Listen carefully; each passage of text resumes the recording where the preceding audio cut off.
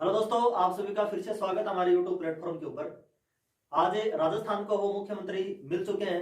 काफी दिनों से अपन उनको ढूंढने की कोशिश कर रहे थे। सभी कोई पूर्वानुमान लगा रहा था, कोई आकलन कर रहा था, लेकिन सारे के सारे आकलन है, व्यवकलन है, अवकलन, समाकलन, पूर्वानुमान, अनुमान सभी के सभी वो फेल हो गए। और बीजेपी की सरकार में अपने देखते हैं, जहां भी बीजेपी की सरकार बनती है लगभग सारे के सारे सूत्र हैं वो धरे के धरे रह जाते हैं। ये इस पार्टी में थोड़ी सी अलग खूबी है। जैसा कि अपन ने छत्तीसगढ़ में भी देखा और मध्य प्रदेश में भी देखा, उसी प्रकार से संभावना ये थी कि राजस्थान में भी कुछ इसी प्रकार से होने वाला है, और वही सब हुआ। तो खुशी की बात यह है कि अपने राजस्थान को जो खोया हुआ सीएम था, काफी 3 तारीख जब रिजल्ट घोषित हुआ उसके बाद से अपन इंतजार कर रहे थे। आज 12 तारीख हो गई, 9 दिन हो गए। तो राजस्थान की अगर सीएम की बात करें तो भजनलाल शर्मा जी हैं, वो राजस्थान के नए सीएम बने हैं। भजनलाल शर्मा जी हैं, वो रीट वाले नहीं है। पहली बात तो ये, भजनलाल शर्मा ये एक नया चेहरा है, ठीक है। और अगर विधानसभा क्षेत्र की बात करें तो सांगानेर विधानसभा से ये विजय होके आए थे। कांग्रेस के पुष्पेंद्र उनको इन्होंने लगभग 48,000 वोटों से हराया था। संविधान में अगर मुख्यमंत्री पद की बात करें तो संविधान का जो अनुच्छेद 164 है उसमें यह साफ साफ लिखा गया कि मुख्यमंत्री पद की जो नियुक्ति है, पद की नहीं, मुख्यमंत्री की जो नियुक्ति है वो राज्यपाल करेंगे, 164 में लिखा गया है।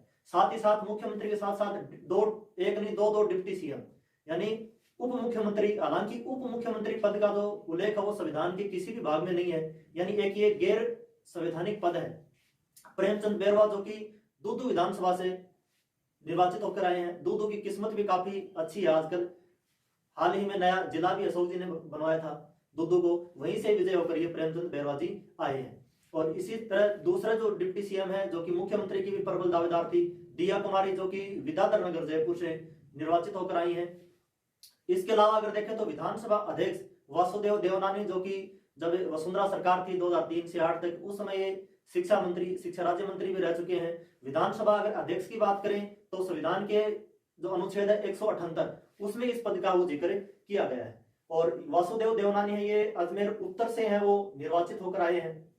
अब जैसे ही जो भजनलाल है वो सीएम बने, उसके बाद में कुछ लोग, अलग अलग तरह के लोग हैं, वो सामने आए। कुछ लोग बोल रहे हैं कि ये जो नाम है वो वसुंधरा राजे ने दिया है, वसुंधरा राजे से एक ही नाम मांगा था वो, और उन्होंने भजनलाल जी का नाम दिया। तो कुछ बोल रहे हैं कि ये एक कठपुतली की तरह काम करेंगे।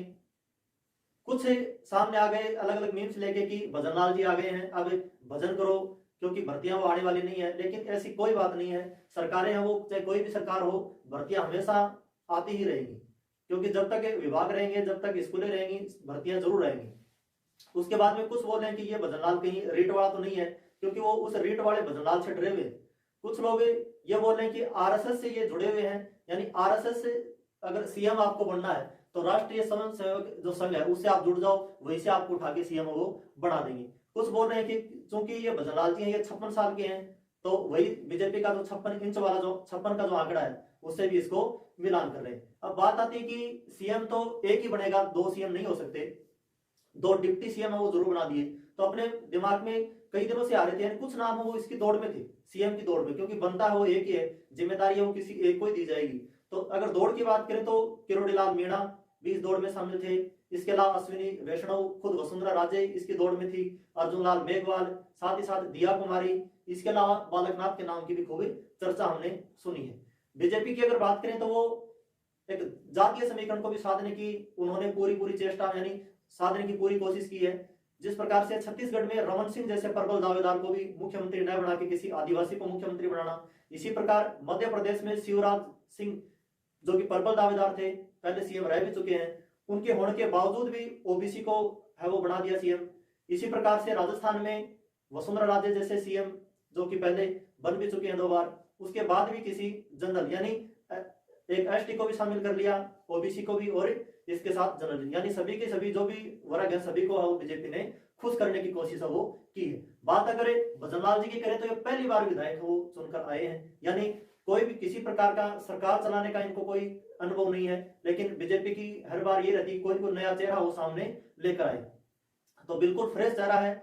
अशोक लाहौटी की टिकट काटकर वो इनको टिकट वो दी थी भजनलाल जी को, और काफी मतों से पुष्पेंद्र जो भारद्वाज थे उनको लगभग 48,000, जो कि बहुत बड़ी जीत है वो होती है। इसके अलावा आपने स्टेच्यू ऑफ यूनिटी यानी सरदार वल्लभ भाई पटेल वाली खूब आप उसके बारे में जानते हैं। उसके लिए एक आंदोलन चला था लोहा इकट्ठा करने के लिए।